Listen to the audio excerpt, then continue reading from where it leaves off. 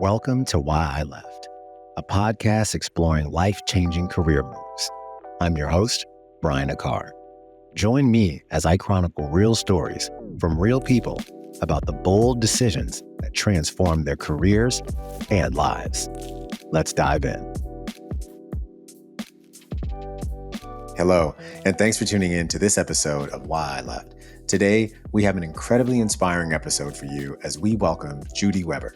We'll be exploring the journey of an entrepreneur who left behind a successful career in law and corporate leadership to become a beacon of guidance and faith for Christian women in business. If you're looking for insights on how to scale your business, balance faith and ambition, and lead a life of joy and purpose, you won't want to miss this conversation. Let's go check it out. All right, welcome back. So I am really excited to welcome Judy Weber to the show. Judy is a powerhouse Christian business coach and strategist who is helping high-achieving entrepreneurial women scale their businesses from 6 to 7 figures. Now, with a background as a lawyer and C-suite executive, Judy brings a unique perspective to the world of business coaching. Her approach is deeply rooted in faith and biblical principles, and she has a proven track record of transforming her clients' businesses and lives. She has the Judy's joyful scaling method and faith-fueled thought model that have empowered countless women to achieve remarkable success without compromising their values. So Judy, welcome to Why I Left. Thank you for coming. Oh, thank you, Brian, for having me. Really excited to be here. Definitely. So love to get a little background on you. And so what initially kind of drew you to entrepreneurship and coaching, and how did you get into this space? Well, as you said, as a former trial lawyer and C-suite executive and lifelong women's advocate, I see how God was in everything, leading me, do a little bit of this, do a little bit of that, get this experience here personally and professionally. And so now what I really do in a nutshell is I empower women by showing them who they are and what they're capable of. And so having been successful in male-dominated industries like the law and in corporate, I could show them the way. Because if you haven't been there, it can be hard to be like, I have all these big goals, and how am I going to achieve them? And so God has just been good to weave everything. And I'm telling you what I'm doing right now, Brian. I just finished a 3.5-day conference with nearly 100 ladies in the room. I'm telling you, it was bold business breakthrough from minute one to the end. It was amazing. Oh, I love that. And now as a Christian business coach, like you said, you have a unique perspective on integrating faith with business success. So could you tell us about how your own faith journey has influenced your approach to coaching and even entrepreneurship? Yeah, I was blessed to have a mama who told me about Jesus when I was like 3 or 4 years old. I still remember that day in the living room on a Sunday night. And she's like, my twin sister and I, hey, you have another brother. His name's Jesus. I'm like, really? Where is he? Because I had 3 brothers and my oldest brother was already out of the house because he was 13 years older than me. So anyway, long story short, Jesus has always been a part of my life. I don't remember a time really when he wasn't. And so as a lawyer, that was when my faith became difficult. And what I mean by that is I was blessed to go to Villanova Law, got a great job with a wonderful, well-renowned law firm. And sometimes partners would push you to do things that weren't in integrity, weren't ethical. And I had to decide, am I going to do it God's way or am I going to do it there? I'm telling you, I got blacklisted early on because of the fact that I was not going to go against what I knew to be true, what I knew to be right. And so throughout my career, that didn't help me, right? But what it did was help make me strong to be so bold in my faith and unapologetic about it. Because the Lord God Almighty, He is truth, capital T. So I'm not wavering from that. So just pulling it back to what I do right now, I like to say, Brian, that I don't integrate faith. Faith is the foundation. Jesus is in every single aspect of what I do, from mindset to strategy to implementation to dealing with the doubts, all of it. He is in every bit of what I do. I love that. And so as you mentioned, going from being a lawyer, being in the C-suite, coming this Christian business coach, God has always been a part of your life, right? And I've been very when we initially met, I'm very fascinated by your journey, right? Because eventually, like you mentioned, there there becomes this battle between faith and what some of the partners may be asking you to do. And so ultimately, 2017 was a pivotal year for you. And so why did you end up leaving your job to go down this path of, coaching and entrepreneurship in 2017? And really, could you share maybe a pivotal moment that led you to this transition in coaching? I still see it in my mind. Okay. So we had weekly board meetings, and there were two other women. I think there were at various times one or two other women around the table, but they were mostly men. And the guy on top, the owner of the company, was a male chauvinist pig. He always was beating me up on my faith. I remember he'd be like, Judy, like I was general counsel. I was like number two. There's him, and then there's me, and then the CFO. We were in a lot of meetings. He's like, Judy, I want your answer. Take Jesus out of the equation. Because he was Jewish, although he didn't practice. But in any event, that's what he said. And I said, Gary, that's like telling me to operate and think without my brain, or to take my arm off. Like Jesus is like me, and he's in me, and so I can't not. But the pivotal moment was in a board meeting when he would either love you or hate your guts. I mean, he was kind of wacko. So one time in the meeting, he had just a couple of weeks earlier said, Judy, don't do this, do that. So then I'm like, okay, I'll try to please him. We'll do this or that. It didn't really matter. It wasn't an ethical thing. It was just like what he wanted, how he wanted things done. But then he was beating me up, saying now I was doing the wrong thing. So I refused to cry in that meeting, but I stood up for myself. And I said, Gary, you know what? You're acting like this and that, and I'm not putting up with it anymore. Okay. And I walked out of the room, and I drove home, and I was bawling my eyes out.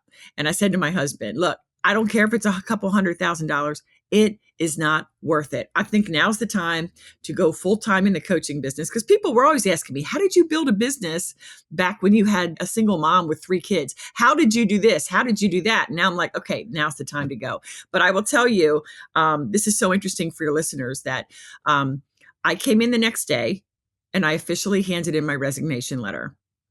And all he wanted to do was placate to me as a woman by saying, Judy, I'm really sorry I hurt your feelings. And I said, he kept saying it. I said, if I were a man, you would not say that. I said, and this has nothing to do with feelings. I said, it has to do with respect or lack thereof. I said, so stop. I said, if you say it one more time that you don't want to hurt my feelings, I'm going to have to slap you. I said, I'm leaving because you don't deserve to have me here. That's why I'm leaving.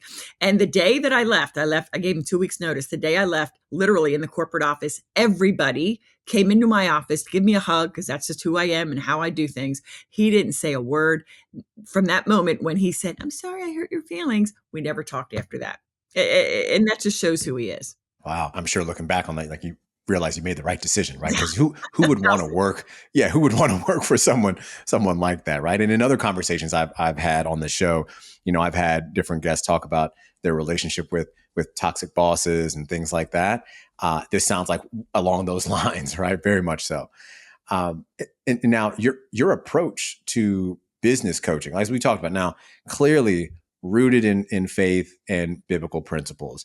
How now do you integrate? Now that you're running your own shop, how do you integrate these spiritual aspects into your coaching methodology? And really, how do they influence the strategies you teach your own clients? I love this question. Okay. So we as believers, we need to walk our talk. Otherwise, we're hypocrites. I have my 30-day faith-fueled biz journal, and this is the 30 Bible verses my ladies need to keep top of mind. And basically, they're God's promises. If you obey, this is what will happen. You will prosper, all these things. It's not the prosperity gospel. Okay. It's like the fake, like Joel Osteen garbage, but it's saying God said, if you meditate on my word, and if you obey what I'm telling you to do, even if it doesn't make sense, even if you're like, how is that possible? So this mindset work is really where it is, because I always say to my ladies, success comes as a result of who you believe yourself to be. And who you are is a daughter of the King of Kings. And if he called you, and if he's appointing you and anointing you, and he's promised to equip you, then you've got to know that your success is inevitable.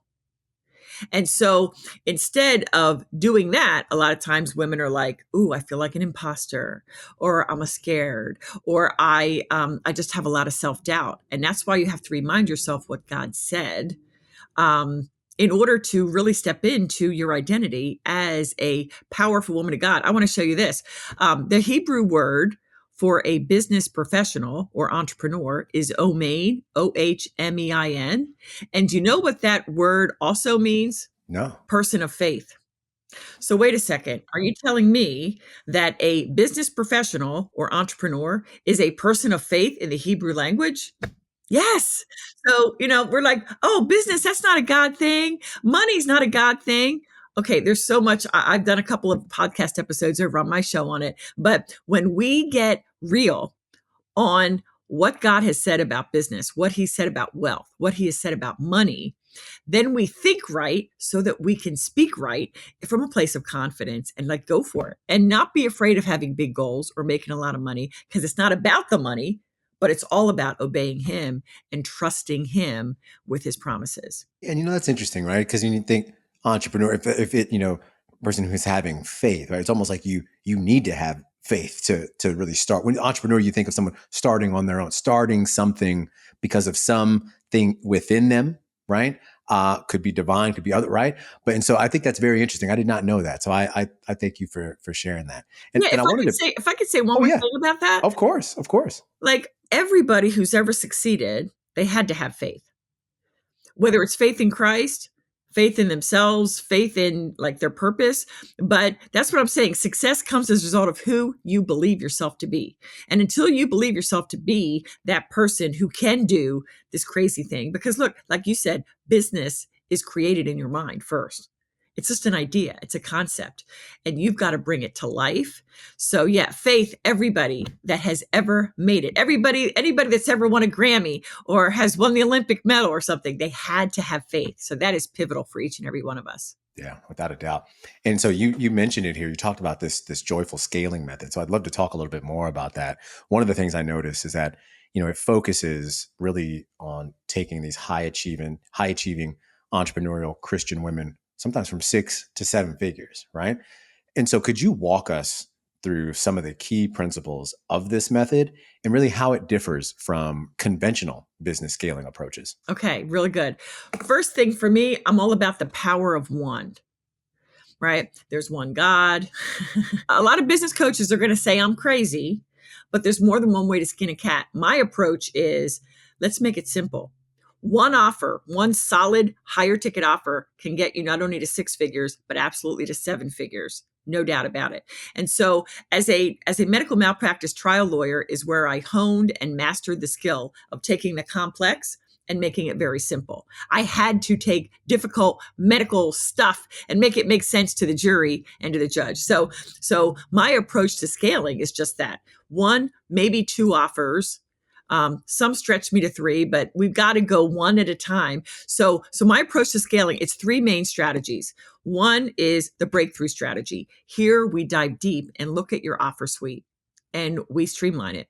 And then we look at your marketing, and I'm all about leveraging your marketing. I have a specific leveraged visibility strategy that gets my clients in front of hundreds and maybe thousands of right fit clients, really ready to buy, leveraging other people's markets. But I do it in a way that's unique that others don't really talk about.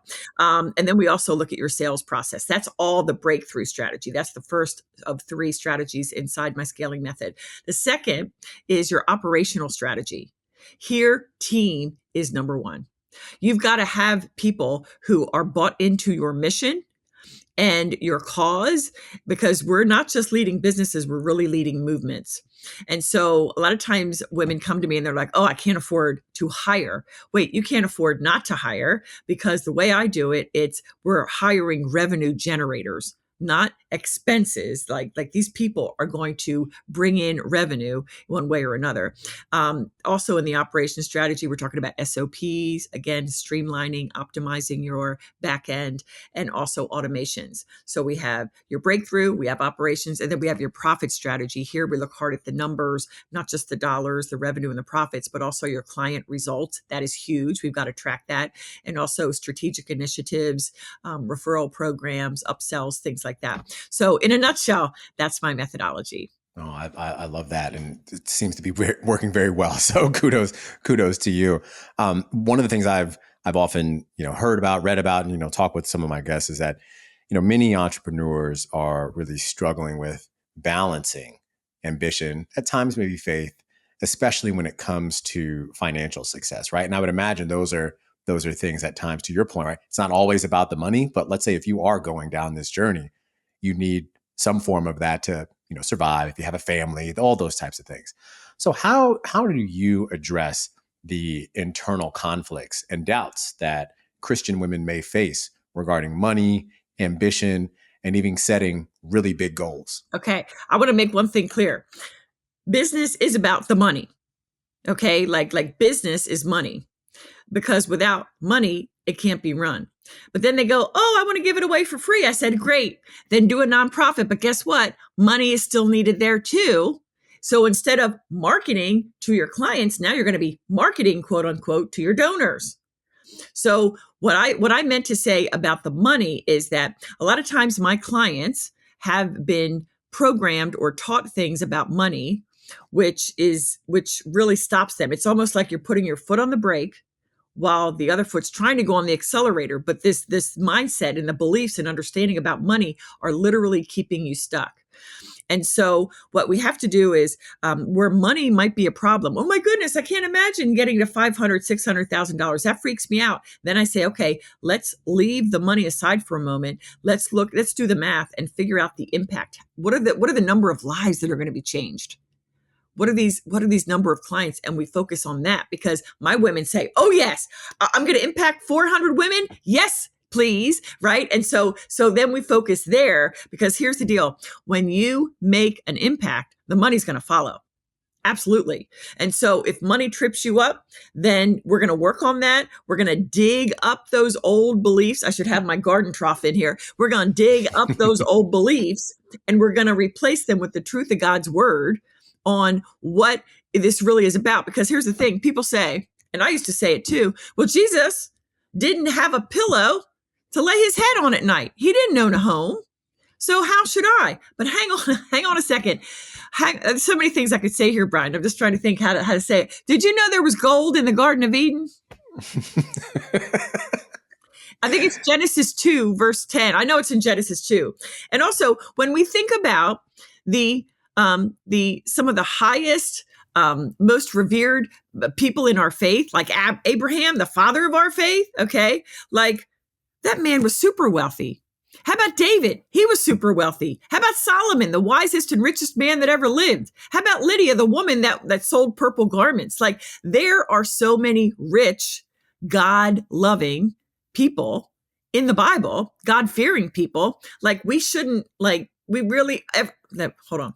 Everybody needs to read the Bible with a clear brain and say, Lord God, tell me what this really says. Because last thing I'll say on this, 1 Timothy 6:10, it is not money that's the root of all evil. It's the love of money. It's putting the money above the Lord. And so with ambition, a lot of women say, oh, maybe I'm being greedy. Maybe, my ambition's not good. I'm like, no, selfish ambition is what is repudiated in the Bible. That is when you put yourself above the people you serve. I've never met a woman that thinks in that way. So again, the enemy loves to deceive and throw in those lies, whisper those lies in our brain. And we just have to say, no, that is not true. I'm rejecting that. Oh, I appreciate that. And one of the things you mentioned too is this emphasis on the importance of leading a team of A players, right? And reclaiming hours every week for the women that you coach. So what strategies do you recommend for business owners to effectively delegate tasks to build a really strong and empowered team to go out there and do, to your point, it's not an expense, right? But these are other revenue generators. So what are some of the things that you recommend? Okay, first of all, this is so good. Do you know how you make sure that they are revenue generators? You establish KPIs, key performance indicators. And so the great example that I love to show is like social media managers. A KPI for your social media lead is not post 5 times a week and do 3 stories a day. That doesn't mean anything. That is a task, but that is not a KPI. The KPI, one example would be generate, 5 calls a week, like push them to a consult Like, so that at the end of the day, your posts, your stories have generated 5 calls on my calendar, as just one example. That is a KPI. Why? Because a call is getting them into the sales process. And so when they achieve that through their work, through their posts, through their stories, now we're talking about, okay, now they have the goal in mind. So it's not a check the box. It is a purposeful act taking with intention, and you're tracking that. So that's one thing. But I want to give you a protocol to know who to hire. Can I do that for you? Absolutely. Please do. Okay. A lot of times we listen to the gurus that say your first hire should be a VA. That may be the case, but it may not be the case. So I like to ask my clients to brain dump all the tasks that you're doing. And you won't want to do this because it's just, we don't want to do things we don't want to do. So I'm going to tell you, you're not going to want to do this, but exhaust your brain at least 15 minutes, all the tasks you're doing. And then you take that brain dump task and you say, is it a CEO activity or not? And then for the things that are not, then you say, is this something that I like to do? Or is it something that I need to pass off? So at the end of the day, you're going to have CEO activities or those that you decided not to do, or that's not in your bailiwick, that you're going to delegate. And then hold on, here's the juice of it. Then you look at all the tasks and you say, what skill sets are similar for each one? Because what you may find is that you may have to hire a VA like 5 hours a week to get started or 10 hours a week. But what you really need is, a designer or a social media person who's different from tech skills of VA. So I guess what I'm trying to say is don't think that your VA can do everything. Like that is admin stuff. For higher level stuff, higher level skill sets required, then you hire somebody for 3 hours a week to do this or 5 hours a week to do that, rather than just throw it on a VA who doesn't have the skill set, because that's just not going to end well. And actually, a very timely point, because I'm actually thinking about some of the social media stuff on my end. I do a lot, right? I do it all really, other than editing of the show. But I could use some help in that social media space. And so it's funny, a connect of mine just connected me with someone in that regard. And it's so funny that you mentioned that protocol, because these are the things that I'm thinking about currently. So Yeah.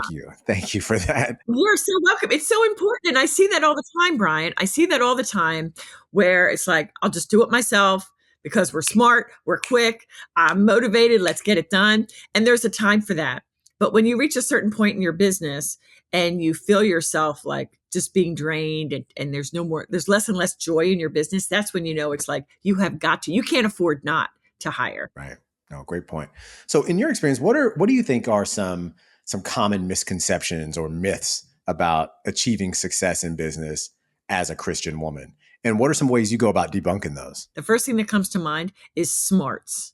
I know for me, as I'm working with my clients, I work because I'm a lawyer and I, did medical malpractice. Like a lot of doctors and lawyers come to me when they transition into expert businesses and things like that. And so they're thinking, I'm smart, just tell me what to do and I'll do it. And that's a problem because the smartest person doesn't win. And the hardest worker, quote unquote, doesn't win. It's really the best communicator that wins, always. Right? That's one thing. And the other thing with smarts, I know for me, I besides being in court, I also wrote appellate briefs. So my writing was very sophisticated, quote unquote, but I mean, it was lots of proper English. And I like right now, you know what's popular right now? And it's been for a while, sentence paragraphs. Right? And I'm like, no, I don't want to do it. Well, look, it's not about like what's proper in English, what we learned in school. It is about, I'm not into trends, but I'm also like, you have to be aware of what's working right now. People don't want to read. So we have to make it easy for them to skim. So that's like one example. Don't think because you're smart and you're a doer that means you're going to make it. In fact, if you don't have the mindset, and you aren't digging up these beliefs, that's what I'm telling you. You can't layer on new beliefs over old beliefs. You have to yank them out like the weed that they are. So that's huge. And one more myth, let's see. One more myth that they really have to get rid of is that I can figure it out on my own. Because a lot of times what I hear is like, okay, well, I did a webinar, but nobody signed up. or maybe 5 people signed up and 1 person came in live. Well, that mustn't work. So the heck with webinars and master classes. I'm going to go do something else. No, no, no, no, no. Everything works. It's a matter of finessing and taking the time to evaluate and assess and say, okay, what did I do to promote it? How could I promote it better, more effectively, speak more? I'm telling you, communication, speak more specifically to my ideal client so that I get more of the right people coming in and they're going to be more motivated to come with me live and ultimately sign with me. So there's just a couple of things. I love that. Judy, you're speaking to me in so many ways right now, because what's funny about this is that in the beginning of my show, right, it was, random person reaching out to other random people because I had this idea, right? And now, and over the course of these past couple of years, I too have had to make sure that I'm refining my message, right? Because I used to do a certain thing on social media, not getting really a lot of traction in some places, would get frustrated on occasion. But then it was like, you know what? But there was like a core group of person who is very interested in this content. And I had to figure out a way to better speak to that person. And I'm still working on it, don't get me wrong. But now what I've noticed, right, is that now the potential guests that come to me, I'm getting people coming to me who are interested in the content. I'm like, oh, something's clicking out there. And don't get me wrong, the more you put out there, the more people you can talk about, you can see your content, they see what I'm about. But I had to go through, and I'm going through a similar type of thing, because, the algorithm will frustrate you. It will frustrate you to no end. And I had to take that out and say, you know what? I'm very niche in my focus, and I'm happy to live in that space. I just got to make sure I'm talking to that person, not only as a potential listener, but also as a guest who has a story such as yours, who could connect with maybe a new set of potential listeners. And that's what I've really been focused on. So I love that you said that, because again, all things I've kind of been going through right now. So thank you again for that. Right? Hey, can I show you who's in your audience? Can Sure. I show everybody that's listening? I will tell you who's in your audience. 70 to 80% are not your best client, and it's not your fault. We will love them. We will serve them. But if you picture like a circle and it's in quadrants, okay, we want to speak to the upper right quadrant, the people in that upper right quadrant. What does that mean? Well, they are highly motivated. So they're achieving some success, and they're action takers. And so we have to think about, with respect to our expertise and how we help people, like if you're a weight loss coach, let's say that, and your best client, no matter who she is or he is, or, but they're going to be somebody who has lost weight and they're very motivated to lose more. Like that is your best client, as opposed to somebody who's not well motivated, who is feeling down in the dumps. They're like, you know what I'm saying? So like we have to dial in our messaging to know what's going on in that upper right quadrant's life experience. What happens to them on a Friday at 10 o'clock? Like, what are they going through? And what's happening to them on a Monday morning at 7? What are they saying to themselves? What are they thinking right now? What are they believing? And when you tighten that up, I'm telling you, you don't have to worry about finding clients. They're going to find you. Yeah, no, that's so true. So true. We talked earlier about, some women going from 6 to 7 figures. You have other clients achieving really great results, doubling their profit, reducing their work week by 20%. I'd love to get a little deeper now. If you could maybe talk about a specific success story or case study that really highlights this transformative power of specifically your coaching on your clients. So good. Okay.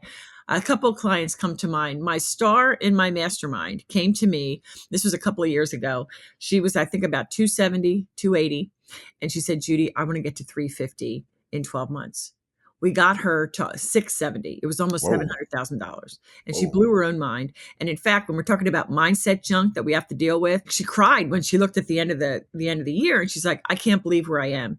And she was crying. And I said, are those happy tears or are those sad tears? Because it was just kind of funny. And she goes, Judy, I feel guilty. Who am I to have all this when there's so much suffering in the world? It was almost like, again, foot on the accelerator, but foot on the brake. So we really have to be careful. And I said, hun, now think about how much more you can donate because you've made so much money. I said, but I do not believe that God wants you to slow down in order to like you slowing down wouldn't put money in somebody else's pocket, but you keeping going will. And you impacting more clients, and then the ripple effect of that. I mean, come on.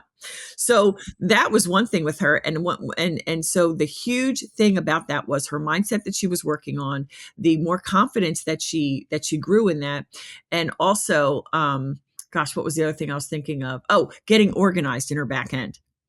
I don't know about you guys. I work with women, but we tend to love paper, and we have tons of notebooks, and we have sticky notes all around, right? And I'm like, no, no, no, no. Let's get organized. Let's get streamlined. Let's get clear. Let's use Google Docs and Google Sheets. And believe me, that was hard for me because this girl is not like intrinsically organizationally minded. But now I am, because the more you go in your business, the more you have to have systems, SOPs, things just like ready to go and not have to like search through piles of paper. So there's one example. And then another one I just would love to talk about is Sure. a client of mine. Like I say, I just came off of a conference and there were many clients there and non-clients, but one of my clients stood up and she said, um, when I started working with Judy, what I love about Judy is that she is tough in that she pushes you in the best way possible. So she came to me and she had a webinar that she wanted to make passive. Judy, I have lots of clients and I would love to just have this kind of churning in the background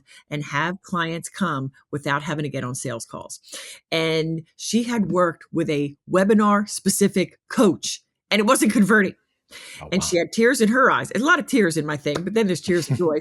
And she goes, Judy, I don't want to do this. Like, is there another way? And I said, I don't know. I looked at your webinar. I think you're close. I think all we have to do is make some tweaks. She just told me that last week she stood up and said, I got 3 clients that just went through my webinar passively, and now they're in my program. I can't wait to serve them. So she's well on her way from like 400. I don't even know, 5, 6, 700 this year. This is what happens when you have a coach who cares, a coach who has a system and a methodology, and I'm with you in your back pocket through Voxer. I mean, this is what happens when you really go all in on your potential.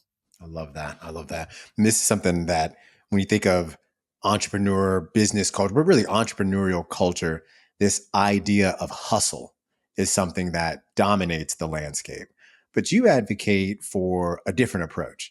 And so, how do you help clients shift from that mindset of hustle to one of faith and simplicity in their business endeavors? You know what's so fun? For so long, I wore hustle as a badge of honor, Me too.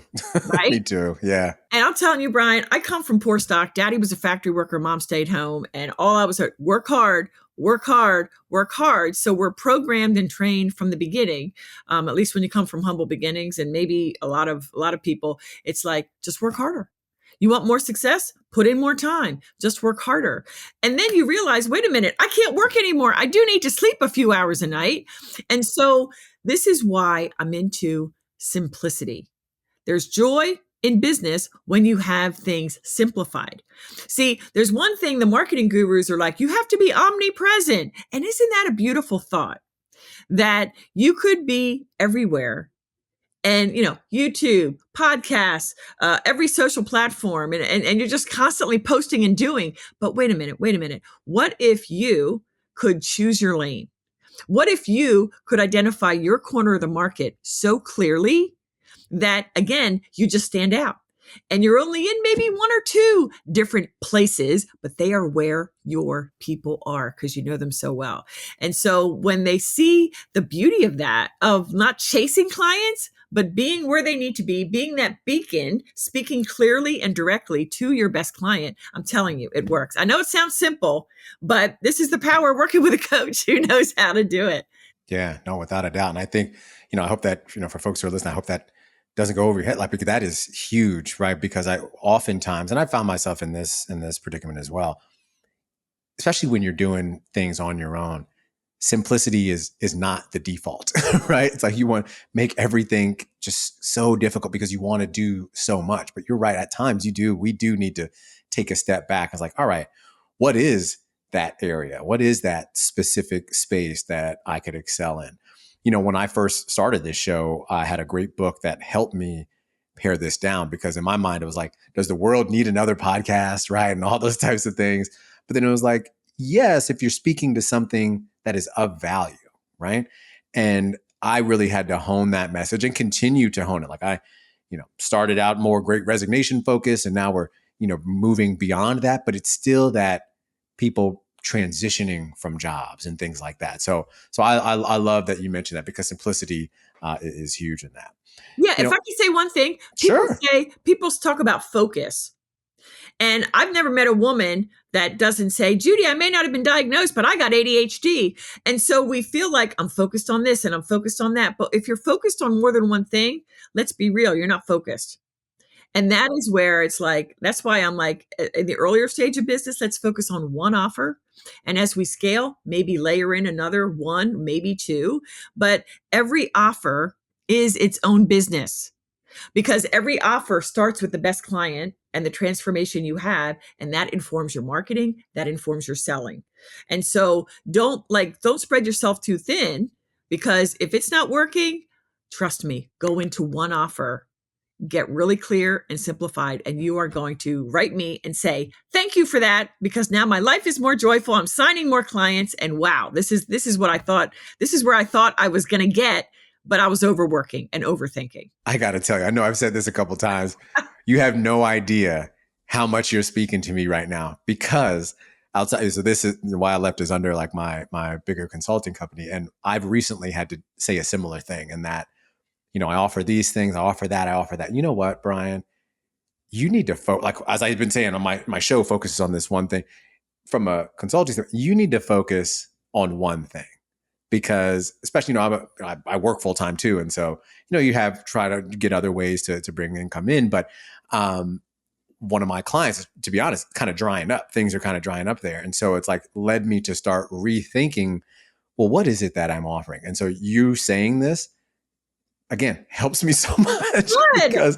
because I need to focus. Like, what is this one thing, Brian, that you want to do? And I'm actually actively going through that right. I can't even answer that right yet, but I'm going through that now, because, I need, I don't need a ton of clients, but just one or two to kind of help, keep the lights on for the show, all those other things, right? Yes. Like, that's what I'm looking for. And so thank you for that. So Yeah. And can I say one thing on that, Brian? Oh, of course you can. Of course. Okay, because listen, I want everybody Brian is an example of everybody. We go through that until you decide. And so here's what you have to decide.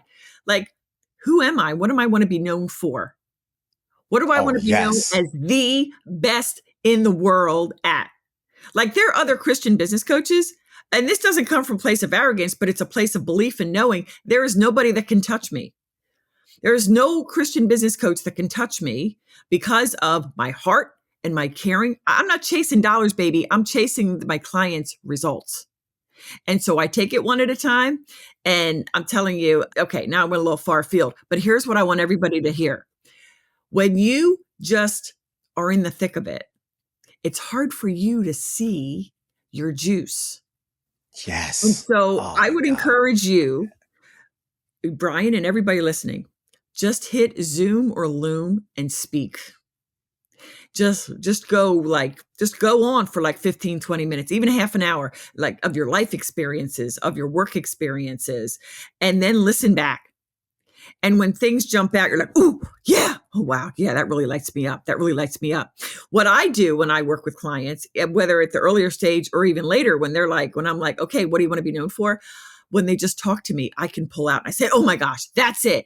How this combines with that. Oh my gosh, that is a combination that's a winner all the way. So that's what I'm talking about. And because I've done this for years and years, it's so easy for me to say, oh my gosh, you didn't think that mattered? No, that's exactly the juice. That is exactly what is going to make you identify your corner of the market that nobody else can touch. I love that. I really love that. And we'll do that. I'll take you up on that. I'm gonna record myself saying some things. Lastly, you're part of the podcast tribe. I love it. Right. So tell us about your own show, Joyful Scaling, and what listeners can expect to learn from the show. So good. But you know what? I've changed the name of the show. Oh, you did? It's now called Joyful Business. Okay. Because I like joyful that. scaling was like addressing like those that are already at six and multi-six. And I want to serve, I have two containers. I only have two. And it's the mastermind for those that are scaling, and it's the incubator for those that are more in the earlier stage. But Joyful Business Podcast is dedicated to all things life and business for Christian women. And that show is for not the ones that are kind of sort of thinking about it, but my podcast is for those that are decided, those that have already chosen their path and they're going all in.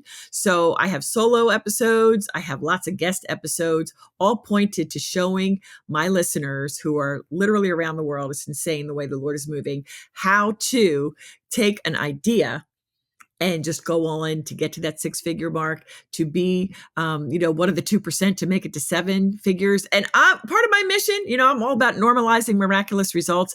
I want the Christian woman to be more like 10% of us hit seven figures. Like, why not? And the only thing in our way is our own brains. It's time to get out of our own way and trust the Lord. I love that. And now this next section, I think you're going to love this, because this is my advice section, where you've been dropping a lot of nuggets throughout this, but I do have a few questions in this space. And the folks who listen to this really I get a lot of good feedback on this. So I think, as you just mentioned, right, scaling a business can be daunting. And to your point, sometimes even beginning a business, not only beginning to decide, but once you've actually decided you're going to do X, those things can be really daunting, especially for folks like service providers who are maybe in law, finance, or interior design, whatever the case may be. So what initial steps do you recommend for someone looking to scale their business from 6 to 7 figures, while maintaining their values and integrity? I think the two most powerful CEO skill sets are two that aren't really talked about, because they're pretty basic, and I think we kind of have it in hand, but we really don't. And those two are decision making and problem solving. So a decision is really a two-parter. It's not just a choice, it's a commitment to the choice as well. So as an example, in the earlier stage, specifically, again, focusing on one, what I find is when my clients think they decided, quote unquote, on an offer, when they get on sales calls, they end up wavering on the price, and they kind of customize their offer because they think that's going to want to get them to sign more clients, that the person I'm talking to, if I customize it to them, whatever, right? But no, because what you're doing is you're wavering. What does God say about being double-minded? It ain't good. You're doing it out of a place of fear. So decision making a choice and committing to it is ginormous. Okay, so that's huge. And then problem solving. I went back to my example on the webinars. Oh, my webinars aren't working. Okay, everything works. And so then we approach a problem from a place of, okay, let's look at it. Let's figure it out, because everything's figure outable and I'm smart. And so you look at it and approach it not from oh my gosh, nothing works, or, it's just, this isn't for me. It's saying, if it were for me, because I know it is, how can I make this work? So those two things are huge, because when you have powerful decision making and like, I got this kind of problem solving mindset, there's nothing you can't achieve. So true. And now let's go back to Christian women, right? So what advice would you give aspiring Christian women entrepreneurs who are maybe navigating the challenges of starting or growing their business? And really today's competitive landscape, there's a lot happening now. So, I before you answer, I remember seeing a stat. I don't know what the numbers are right now, but the last time I remember seeing, this was earlier in the year, most of the new small businesses that have been started, I think roughly it's 49.8% of the new businesses started are actually being started by women. A lot of things we go down the path as to why, right? But but now, I don't know the specific stats on how many of those women may be Christian women, right? But you could speak to Christian women here or women in general. But starting, growing their business, it's so competitive out there. What advice would you give those folks? Okay. Number one, the most important thing is not writing a business plan. Like I remember long decades ago when I did it, and I'm like, how to start a business. Actually, I don't think Google was around there. It was 2003. But anyway, I remember like looking at how do I do it? And the first thing they said is you got to write a business plan. Wait, that is ridiculous. What you need to do is decide, I'm not trying this. I'm deciding I'm starting a business. And then you make decisions on what you're going to do, what your offer is, and move. You do not have to worry about a website. If you go to my website right now, It is so like not me, but I don't have time to worry about the website. I'm out there changing lives. So let that be a lesson for you. Like you do not need business cards. You do not need to stress about your logo, okay, or your brand colors or your website or a business plan unless you're going to a bank, but my clients and I we don't like go to the bank for that. We just have some capital to start with, maybe even just a couple $1,000. And what you do is you make these powerful decisions and then business comes down to connections and it comes down to conversations. That's all business is. So start boldly. Like once you've made those decisions on who you are and what your offer is, go talk to people about it and do it from a place of confidence as best you can in that moment to say, the only reason I'm in business is because I'm an expert and I can help people. I may not know everything. Nobody does, but you've got to be confident to have conversations. That is the best way to start a business. And now, forward thinking, what's next for Judy, right? What type of impact are you hoping to have in the future? I'm already impacting, by God's grace, like, I don't even know, tens of thousands of women around the world. I don't even know how many countries we're at. Last, I think we're in 60 countries, which is just insane. I don't even know how they're listening. I don't know if it's translated, but it's just insane. So I'm writing a book. It will come out in Q1 of 2025. I know I've been like saying this is coming. I hoped it was going to come out this year, but it won't. It's going to come out next year. And part of that is, Brian, I believe it will still be called Pursue the Impossible, but what I have to say has changed from my initial iteration. So it's just insane there. My mission is to normalize miraculous results for Christian women. So I just put on an event for 100. I see putting on an event for hundreds of women and ultimately thousands in the years to come, because you know what this conference is all about, Brian? Bold business breakthrough. It's about being bold. And my acronym for bold is belief, obedience, leadership, and then the D is a trifecta. You need discipline, determination, and diligence. And when you do all those things, you are bold. You are standing out there. It don't matter what the naysayers say. You know God called you, and you move. I wish you all the success in that.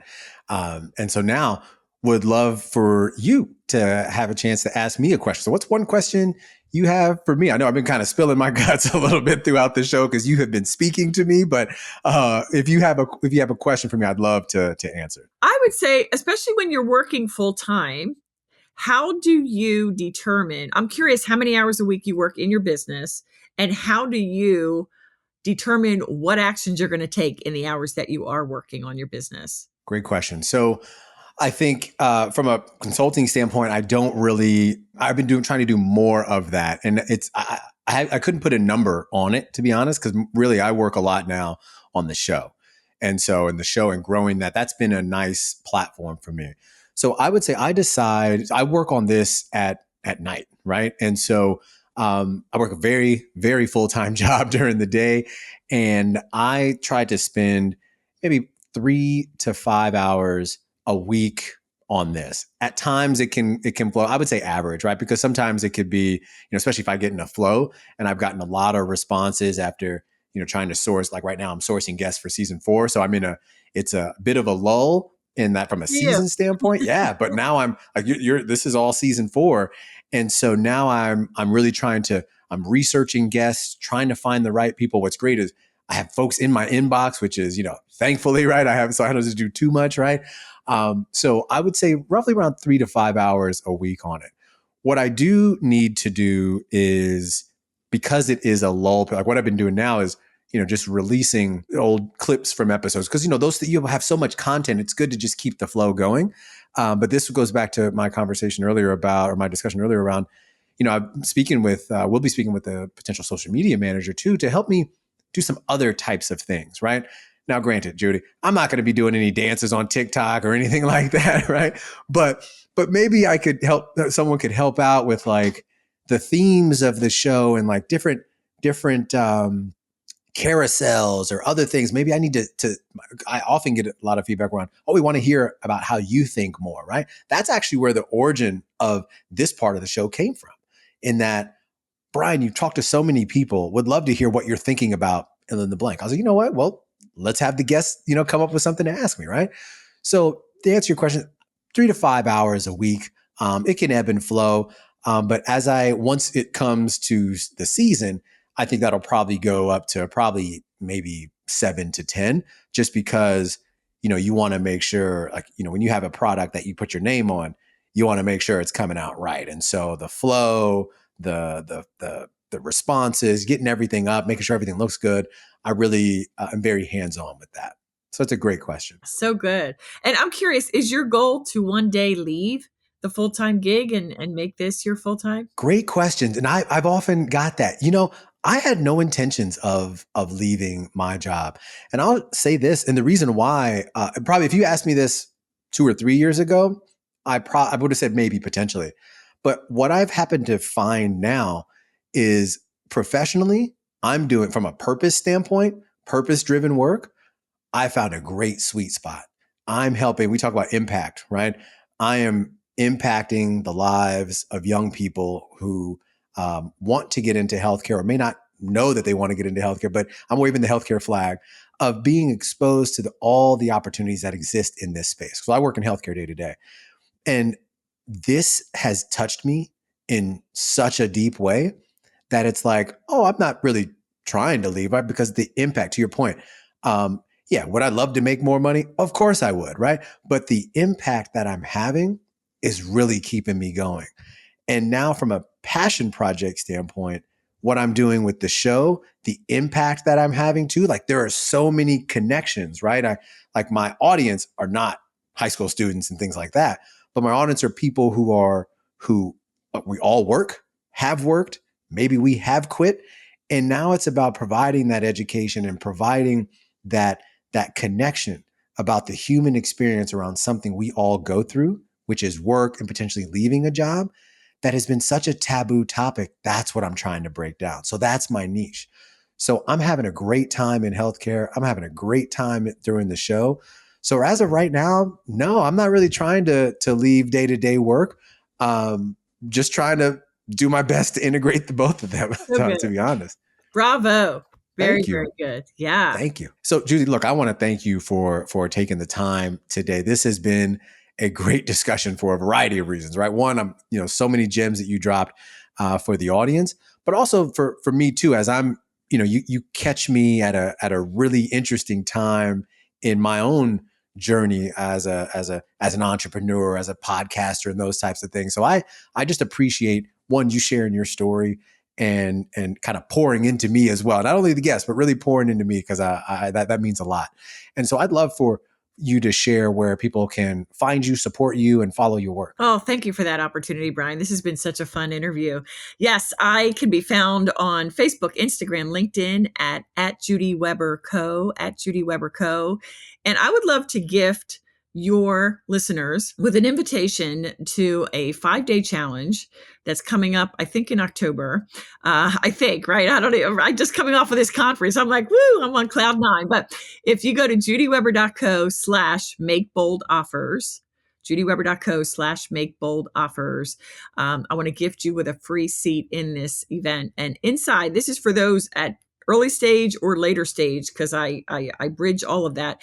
But this is where you're going to learn how to transition into making bolder offers. So that involves the creation of the offer, it involves the marketing of the offer, and of course, it involves the selling of the offer from a decidedly Christian perspective. So I would be honored if you would join me at my next event. And even if a lot of people are like, well, I work and I can't, be there live, only if you register can you get access to replays. So I would love to see your listeners there. Perfect. And you know what I'll do? So we'll definitely connect, and I'll get that information afterwards. I'll also put it in the show notes, because likely this will probably air after that time. I'll put out something specific about that in the coming weeks here, it's October. So we're in the next week or two here, so that folks can take advantage of that sooner than later. And that'll be good. And it's also kind of a nice teaser for who I have coming on in season 4. So yes, we'll great. definitely will do that. Okay. Thank you, Brian. Well, I want to thank you for that info. And again, thank you for joining today. I'll put all your information in the show notes. And look, I hope everyone has a fantastic week. This was a wonderful discussion. We'll see you all next time. So Judy, thank you again. Thank you, Brian. Take good care. God bless. Thanks for listening to Why I Left. Join us next time for more inspiring stories about growth, resilience, and transformation.